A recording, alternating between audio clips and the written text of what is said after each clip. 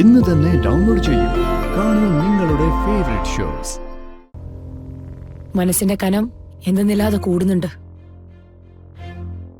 എന്തോ ഒരു ആപത്ത്. അയ്യോ മമ്മി, മമ്മി! മോളുടെ ശബ്ദമല്ലേ കേട്ടെ? മോളെ,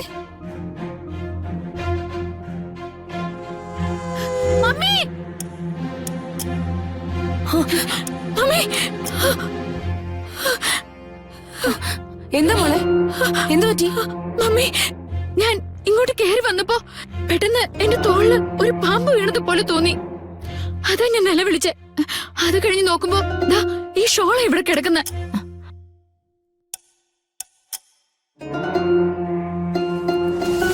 കണ്ടോ, ഇത്രയും നാള് ഈ സർപ്പഭയം നിനക്കില്ലായിരുന്നു. ഇപ്പൊ നീ വാശി പിടിച്ചു. കൃഷ്ണ ചെയ്യുന്ന ചടങ്ങുകളൊക്കെ നീ ചെയ്തോളാന്ന് പറഞ്ഞു. അതിന്റെ ഫലമായി തോന്നലൊക്കെ.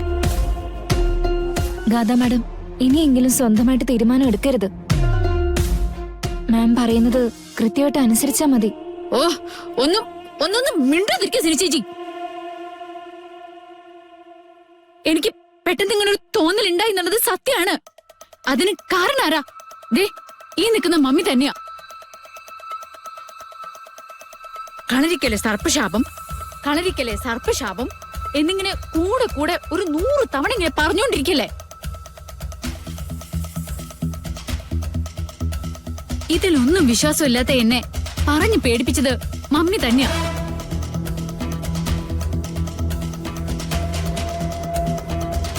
വിശ്വസിക്കാനുള്ള അനുഭവങ്ങൾ കുറച്ചൊന്നും അല്ലല്ലോ നിന്റെ മുമ്പിൽ ഉണ്ടായത്. എന്നിട്ട് വെറുതെ തർക്കിച്ച് ജയിക്കാനായിട്ട് വരരുത്.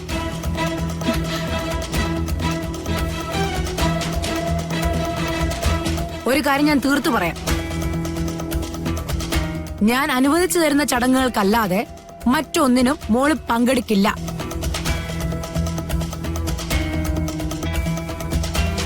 അങ്ങനൊരു തീരുമാനം ഉണ്ടെങ്കിൽ മാത്രം ഇത് മുന്നോട്ട് കൊണ്ടുപോയാൽ മതി.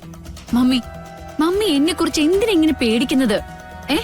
നവീൻ അവളുടെ കഴുത്തിൽ താലി കെട്ടിക്കോട്ടെ എന്ന് ഒരു 100 തവണ ഞാൻ സമ്മതിച്ചതല്ലേ? നവീൻ താലി കെട്ടുന്ന പെണ്ണിനല്ലേ ഈ സർപ്പശാപമൊക്കെ ബലിക്കുന്നത്? അവളല്ലേ ചാവാൻ പോകുന്നത്.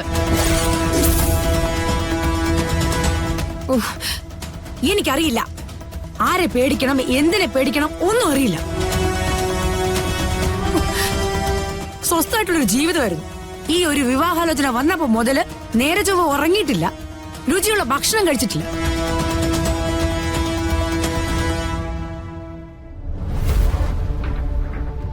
ആ കളരിക്കൽ കുടുംബക്കാർക്കുള്ളതിനെക്കാട്ടും വലിയൊരു ശാപമായി പോയി. അവിടുന്ന് ഒരു ബന്ധം ആലോചിച്ച നമുക്ക്.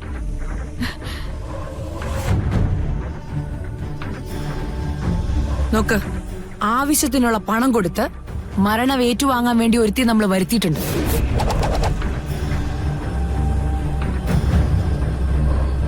ആ മരണം തട്ടിപ്പറിക്കാനായിട്ട് ശ്രമിക്കരുത് നീയാ.